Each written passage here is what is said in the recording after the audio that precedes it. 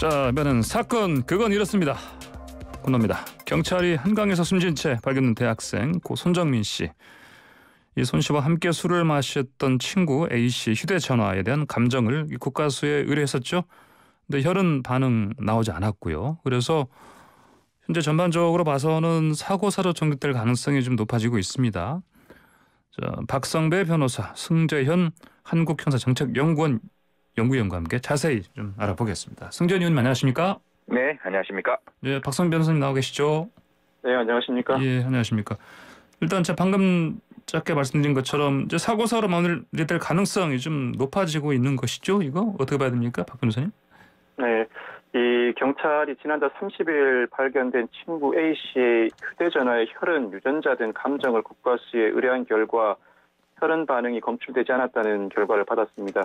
이 혈흔뿐만 아니라 유전자와 지문 감정에서도 특이사항이 발견되지 않았다고 하는데 A 씨 휴대전화 경찰이 앞서 디지털 포렌식도 진행했지만 범죄를 의심할 만한 정황 등이 발견되지 않은 상황입니다. 예. 즉 A 씨 휴대전화를 포렌식한 결과 이 정민 씨 실종 당일인 4월 25일 오전 7시 2분에 전원이 꺼진 후에 전원을 켠 사실이 없는 것으로 확인됐고 예. 범행 동기 등 확인된 특이사항도 없다고 밝힌 상황입니다. 예. A 씨가 이 사건 당시에 정민 씨 휴대전화를 소지하고 있고 정작 자신의 휴대전화는 사라진 상황이라 A 씨 휴대전화에 범죄의 정황이 담겨 있을지도 모른다는 강한 추정이 제기되었었죠. 예, 그렇죠. 휴대전화 내부에 담겨 있는 정보는 물론 휴대전화 외부에 범죄와 연관된 단서도 남아있을지 모른다는 추측이 있었지만 휴대전화 내 외부에서도 범죄와 관련된 정황은 발견되지 않았습니다. 그동안 경찰이 정민 씨 시신 부검, 통신 수사, 그리고 126대 폐쇄회로 CCTV 수사 등도 진행했지만 현재로서는 사고사로 결론 날 가능성이 높은 상황이라고 평가할 수 있습니다. 예, 승재현 연구위께서도 네네. 같은 의견이십니까? 어떻습니까? 예. 지금 이제 중간 수사가 이제 발표됐고 이제 마지막 수사 결과가 나오기 전까지는 예. 사실 경찰 입장에서도 모든 사정을 열어놓고 판단해야 되는 과정이라고 생각을 해요. 예. 사실 뭐 저희들이 다 알고 있지만 그 정민 씨가 물에 들어가는 과정은 아직까지 저희들이 알 수 없는 부분이거든요. 예. 사실 익사가 되었다. 이거는 뭐 당연히 부검을 통해서 나왔고 그 외에 범죄와 직접 연관된 증거는 없는 증거는 없는 사정이고 지금까지는 그럼에도 불구하고 왜 정민 군이 그 한강에 들어가게 되었는지에 대한 과정에 대해서 아직 명확하지 않다 보니까 그 부분을 좀 경찰에서는 좀 명명백백하게 밝혀줬으면 좋겠고 지금 아마 경찰에서는 마지막 그 단서를 찾기 위해서 한강 안에 있는 그 진흙밭이라고 얘기를 하죠. 들어가는 대략적인 어떤 루트는 사실상의 목격자와 여러 사람들을 통해서 어느 정도가 확인이 되니까 만약에 그렇게 들어가는 사람이 정민군이 맞다면 그 반경 범위 안에 정민군의 신발이 있을 가능성이 굉장히 높으니까요. 그런 것까지 마지막까지 좀 최선을 다해서 수사의 완결성을 조금 더 가져줬으면 좋겠다라는 말씀 드리겠습니다. 예, 이전에 승 의원님께서도 이제 신발 찾아야 된다 말씀하시지 않습니까? 네네, 맞습니다. 예. 이거 마지막으로 이거라도 찾아내서 어떤 그 말씀하신 것처럼 경찰 수사의 완결성을 기해야 된다 이런 말씀이시네요. 네. 자, 사초서 쪽에 강력팀 7개를 다 투입했었는데 이제 이거 수사 인력 좀 재편안 검토한다고 들었습니다. 네, 이 서초경찰서가 총 35명 규모의 7개 강력팀을 한강 사건에서 철수시키고 5명에서 8명 정도 규모의 전담팀이 남은 수사를 맡는 방안을 서울경찰청에 보고했다고 합니다. 사실상 강력팀 전원이 한 달 넘게 이 사건에 투입되다 보니까 다른 강력사건 대응이 힘든 점을 감안한 조치인데 서울청은 인력 재편안 자체에 대해서는 공감하고 있지만 그 시점을 고민하고 있습니다. 그 이유는 여전히 의혹 해소를 바라는 국민 여론이 있기 때문인데 이에 따라서 이번 주가 아니라 다음 주쯤 인력 재편하는 방안을 적극 검토 중이라고 합니다. 강력팀 한 팀은 5명 내외로 구성되고 사건은 통상 한 팀이 맡아서 처리를 합니다. 중요하거나 규모가 큰 사건은 2-3팀이 맡기도 하는데 이 사건은 7개 팀, 사실상 강력팀 전원이 투입돼 수사를 진행해왔죠. 특히나 이 사건은 수사가 아니라 내사임에도 불구하고 서초경찰서의 강력팀, 사실상 전원이 투입돼 내사를 진행해 온 상황인데 이제는 인력 재편이 필요한 시점이라는 판단을 경찰 내부에서 하고 있는 것 같습니다. 인력 재편이 된다고 하더라도 사건을 곧바로 종결하는 것은 아니고요. 이 한계 전담팀이 남은 의혹 해소를 위한 수사는 계속합니다. 아직 발견되지 않은 손씨 신발을 찾는 데 수사력을 집중할 방침이고 그 외에도 신고 A씨 휴대전화를 습득한 환경미화원의 늑장 제출 경위나 정확한 습득 시점, 장소를 확인하는 등 관련 수사는 계속 이어나갈 방침입니다. 예, 박성민 변호사님은 이전에 경찰로서 현장에 계셨었기 때문에 그 경험들 돌아보시면은 이렇게 전체 강력팀을 다 투입하면요, 사실 다른 강력 사건 대응 이게 진짜 정말 힘든 상황이어서 그러면 사실은 어떻게 보면은 손을 놓고 있었다 이렇게 볼 수 있지 않겠습니까? 다른 그렇게 평가할 수도 있습니다. 통상 큰 경찰서가 강력팀을 7개나 운영을 하게 되는데 여느 큰 사건이 발생한다고 하더라도 강력팀 3개 이상이 투입되는 경우는 거의 없습니다. 통상적으로 강도 사건이 연쇄적으로 발생한다고 해도 강력팀 전원이 투입되는 경우는 사실상 없는데 이 사건의 경우에는 국민적인 관심도 집중되고 있고 확인해야 할 정황이 워낙 많다 보니까 7개 팀이 한 달 넘게 투입돼 온 것으로 보입니다. 그 과정에서 나름대로는 대처한다고 하지만 다른 사건 대응에는 미흡한 부분이 있었을 것으로 보이고 이제는 경찰이 판단하기에는 유력한 정황에 대해서는 어느 정도 수사가 마무리되었다고 판단하고 어느 정도 인력 재편이 필요한 시점이라고 보고 있는 것 같습니다. 알겠습니다.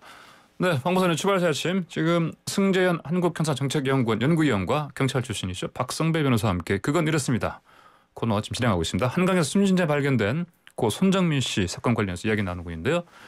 지금 유튜브에서 YTN 보이는 라디오 동접자 수가 상당히 늘고 있습니다. 자, 확실히 많은 분들이 이 사건에 관심을 가지고 있는 것 같습니다.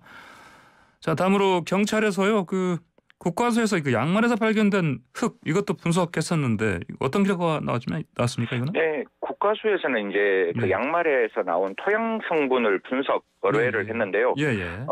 손씨 양말에서 나온 이제 손씨 양말에서 발견된 흙의 이제 성분은 한강 둔치에서 약 10m 정도 떨어진 강바닥, 아까 제가 말씀드렸던 진흙벌에 있는 흙 성분과 유사한 것으로 확인이 되었고 저번에도 한번 말씀 올렸지만 10m 정도 들어가면 높이가 한 1.5m 정도가 돼요. 그러니까 아마 사람 입장에서는 특정도에까지 오는 물높이인데요. 아마 그 중에서 신발이 좀 벗겨지는 과정에서 혹시 이렇게 잘못된 어떤 결과가 발생된 거 아니냐라는 이제 생각은 할 수 있는데요. 보통 이제 이런 사건을 볼 때 사실 저희들이 정답을 찾아가는 거는 굉장히 어려워요. 어떻게 어떻게 손씨가 사망했는지를 찾는 거는 굉장히 어렵지만 수사에서 이제 소거법이라 그래가지고 그럼 도대체 익사를 했다면 익사를 했는 방법이 어떻게 될 거냐라는 고민을 할 수가 있는 거거든요. 그러면 먼저 사건이라고 바라본다면 술 이외의 다른 약물을 투입해서 정신을 잃게 만들었는 상황에서 뭐 한강변으로 누군가가 뭐 이렇게 밀어 넣는 거 아니냐라는 생각을 한다면 분명히 부검 결과에서는 약물 중독이 전혀 없었다라는 게 분명히 발견되었고 두 번째 정신없는 상태에서 뭐 끌고 들어갔다라고 본다면 분명히 저번에도 말씀드렸다시피 그 근처가 굉장히 이렇게 돌밭으로 되어 있어서 그 정민군 사체에서 여러 가지 어떤 그 흔적들이 상처가 나와야 되는데 그런 게 없고 누군가가 들어갔다라고 한다면 그 업고 들어간 누군가가 만약에 친구라면 친구가 분명히 옷이 물에 흠뻑 젖었어야 되는데 그런 것도 없는 상황. 그리고 정민군의 이제 손톱에서도 특별한 정황이 보이지 않았고 그 외 휴대폰이나 이런 경우에서도 보이지 않았기 때문에 사실상 사건으로 보기는 지금 나와 있는 결과로는 많이 어렵다. 그래서 결국은 들어가는 과정에 있는 목격자 그 7명의 납치꾼들 그리고 정민군의 신발 이런 것들이 조금 더 명확하게 밝혀지면 이제 과정이 조금이라도 드러날 수 있지 않을까라는 조심스러운 추측을 합니다. 그 방금 말씀하신 또 저번에도 말씀하신 거 이게 신발을 찾아야 된다 말씀하신 게 지금 10m 떨어진 강바닥 흙 성분이지 않습니까? 이건 나왔는데 양말에서 나왔는데 근데 보통 벌 깊이에 따라서는요 신발을 신고 들어가게 되면은 이게 이제 이게 발이 깊이 이제 박히게 되고. 맞습니다. 그런데 신발이 또 벗겨지게 되고 그래서 중심을 잃을 가능성이 높아지지 않습니까?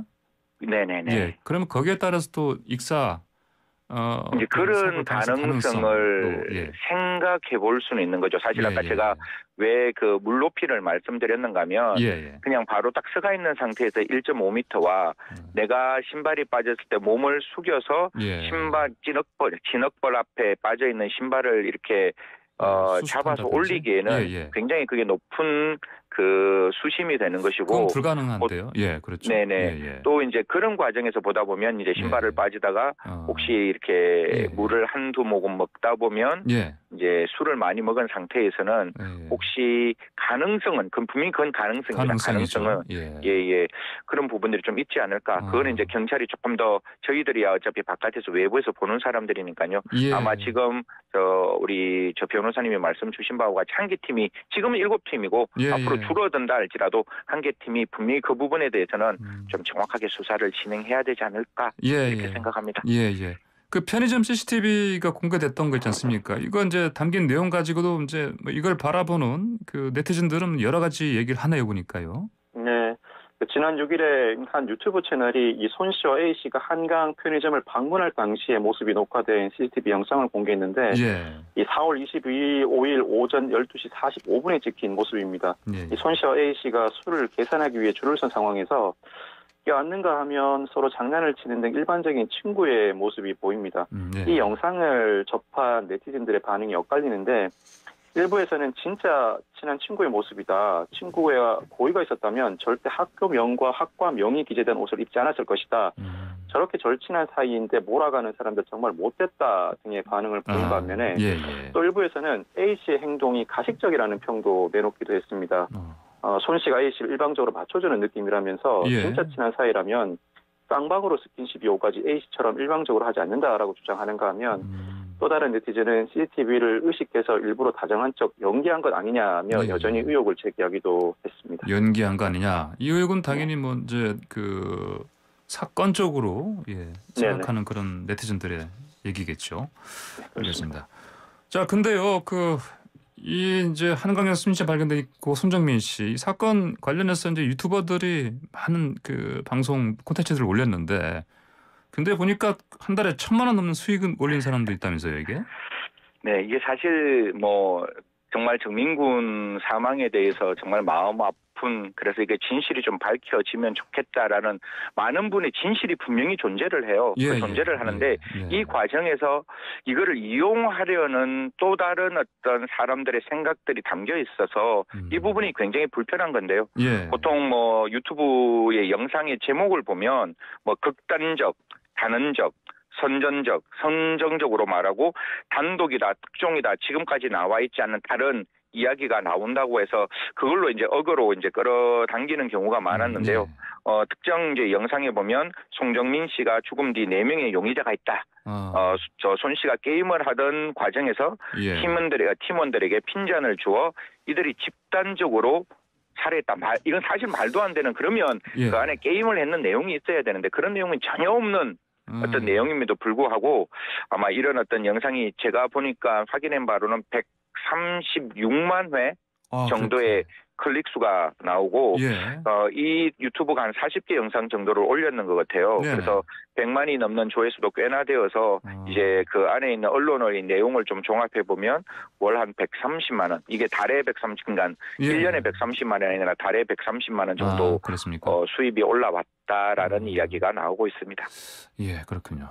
자, 그리고 이제 친구 측 A 씨가 이런 여러 가지 그 허위 이제 팩트라든지 루머라든지 이런 걸 이제 설을 이렇게 퍼뜨린 사람들한테 이제 그 명예훼손 이걸로 이제 법적 대응 선언했죠.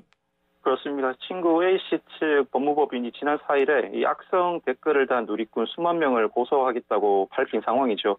이후에 주말 사이에 이 선처를 호소하는 내용의 메일이 약 460건 접수됐다고 합니다. 그래요? 여기에다 카카오톡 채널이나 이 변호사 개인 메일 등을 통해 즉 다른 채널을 통해 들어온 것까지 합치면 500건가량의 메일이 접수됐다고 하는데 앞서 A씨 측 변호사는 이 자체 체증과 자발적 제보를 통해서 수집한 수만 건의 자료를 바탕으로 위법 행위자에 대해 무관용 원칙 대응하기로 했다고 밝힌 상황입니다. 그러면서 선처를 바라는 이들은 게시글과 댓글을 삭제하고 예. 전후 사진과 함께 선처를 희망한다는 의사와 연락처를 메일로 보내달라고 설명한 바가 있습니다. 예. 이에 따라서 메일이 쇄도한 것인데 이 주요 증거들에서 아직까지 유의미한 정황이 발견되지 않았고 이제부터는 더 이상 추측성 악의적 댓글을 방치할 수 없다는 판단에 A씨 측 변호사가 대응하고 있는 것으로 보이고 이 악성 댓글을 단 사람들도 경찰에서 아직까지는 유의미한 정황이 나오지 않다 보니까 선처를 호소하는 메일을 보내오고 있는 것 같습니다. 예, 그렇군요. 근데 이 선처해달라는 취지의 메일 보내신 분들은 그동안 자신들이 좀 무분별하게 그런 관련 글이나 이런 댓글 달았다는 걸 인정하는 분들이네 보니까요. 인정한다는 취지로 보이고 예. 아마 A씨 측 변호사도 나름대로 합리적인 의문을 제기하는 네티즌까지 고소하지는 않을 겁니다. 그렇게 고소해봤자 무혐의 처분이 나올 가능성이 상당히 높고 네네. 합리적 의문을 넘어서서 추측성 의혹 제기이거나 상당히 악의적인 비방 내용이 담겨있는 글에 대해서 고소를 진행할 예정으로 보이고 그 글과 관련해서 본인이 이와 같은 글을 썼다는 생각이 드는 사람들이 아마 선처를 고소하는 메일을 보내온 것 같고 굳이 삭제를 한다면 고소를 더 강행할 가능성은 없어 보입니다. 예, 알겠습니다.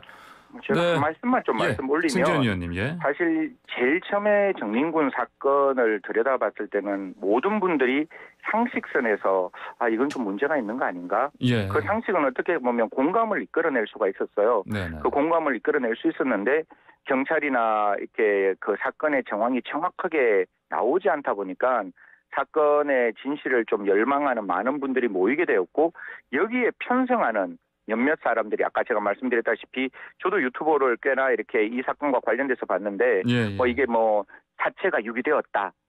몇 명이 모여서 집단 살해하였다. 이런 이야기들이 나오는 게 저는 너무 불편한 거거든요. 그래서 아마 지금은 고소전이 막 붙어나가는 것 같아요. 그러니까 그 친구 측에서도 분명히 이러한 어떤 그 명예훼손에 대해서 따져보겠다라고 이야기함과 동시에 특정 또 유튜버는 무슨 소리냐. 너희가 나한테 그러니까 의혹을 제기하고 단정적으로 말했던 그 유튜버가 그 유튜브 댓글에 남겨있는 사람을 또 고소를 하는 어떻게 보면 고소의 고소전이 일어나는 듯한 양상이 보이는데요. 일대일수록 경찰은 조금 더 빨리 신속하게 수사의 결과를 좀 나타내줬으면 좋겠다라는 생각까지 전해드리겠습니다. 네, 지금 박성재 변호사님, 승재현 의원님 얘기를 듣고 있는데 유튜브 저희 YTN 보이는 라디오 채팅창 어떤 분께서 앵커가 친구 변호사냐 이런 글 남겨주셨는데 저는 친구 변호사 아닙니다. YTN 기자입니다. 지금 사실관계 정확히 확인해드리는 그 차원에서 두 전문가와 함께 짚어보고 있는 상황입니다. 자, 그 박성현 변호사님. 네네. 아직 지금 이 사건 피해자가 없는 거지 않습니까? 그렇습니다. 우리 보통 참고인하고 피해자 얘기를 하는데 이거 차이 좀 일단 설명해 주십시오.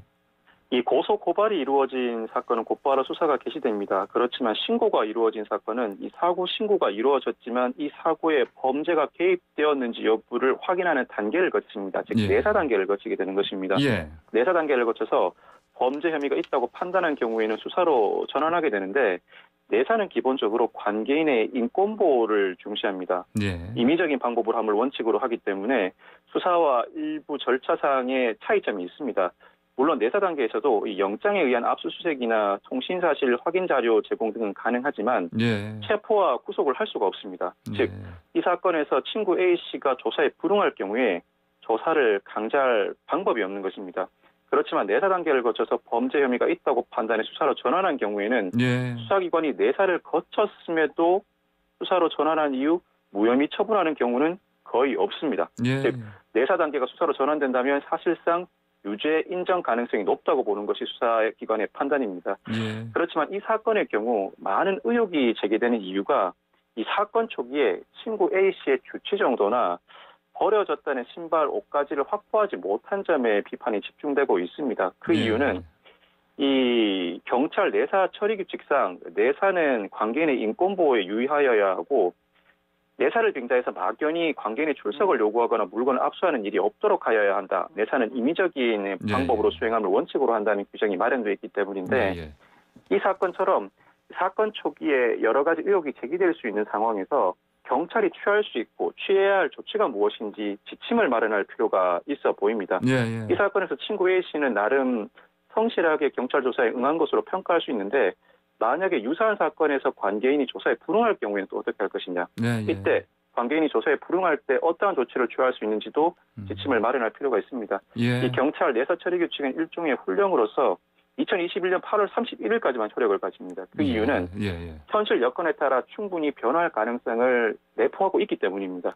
앞으로도 이와 유사한 사건이 발생하지 않으리라는 보장이 없기 때문에 이 사건 끝까지 그 진실을 파헤쳐야 할 뿐만 아니라 관련 내사 규정도 정비할 필요성이 충분히 있어 보입니다. 예, 알겠습니다.